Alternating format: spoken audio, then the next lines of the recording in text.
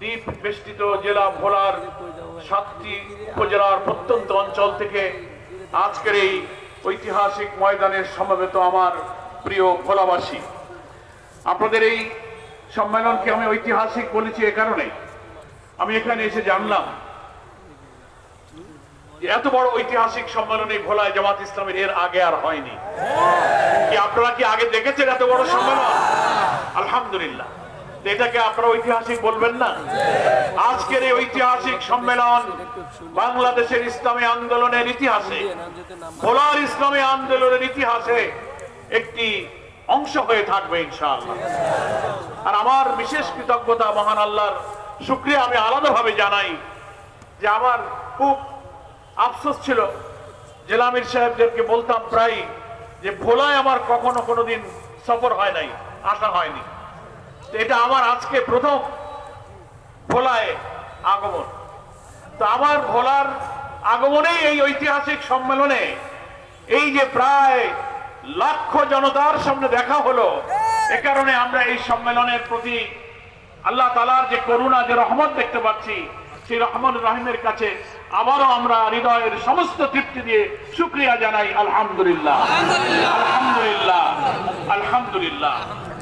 আমরা আজকের এই সম্মেলনের শুরুতে আমাদের সেই ইসলামী আন্দোলনের যে নিবেদিত প্রাণ কর্মী বুরহানুদ্দিন উপজেলা থেকে এই সম্মেলনে যোগ দিতে আসার পথে হার্ট অ্যাটাক করে ইন্তেকাল করেছেন আমাদের নিবেদিত কর্মী ভাই আব্দুল হালিম, তার জন্য আল্লাহ তাআলার কাছে আমরা মাগফিরাত চাই। হায় আল্লাহ, তোমার এই বান্দা নেক উদ্দেশ্যে দ্বীনের এই কাজের সম্মেলনে আসার জন্য রওনা হয়েছিল, তার যাবতীয় জীবনের গুনাহ খাতা মাফ করে এই ইখলাসকে কবুল করে তুমি তাকে মাফ করে দাও, তাকে তুমি জান্নাতুল ফেরদৌসে উচ্চ মর্যাদা দান করো।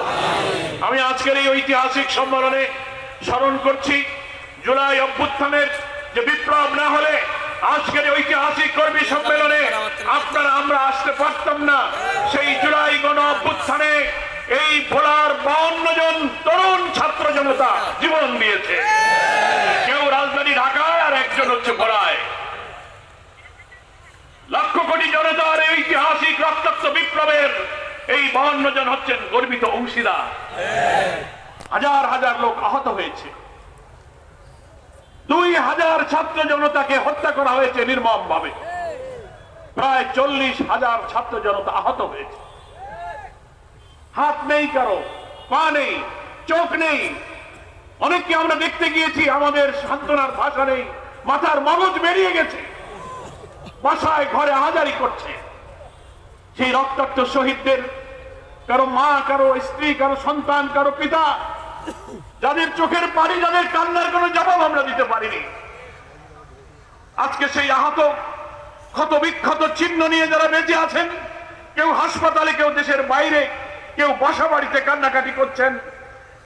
প্রায় 17-18 বছরের স্বৈর শাসনের কর্তৃত্ববাদী শাসকের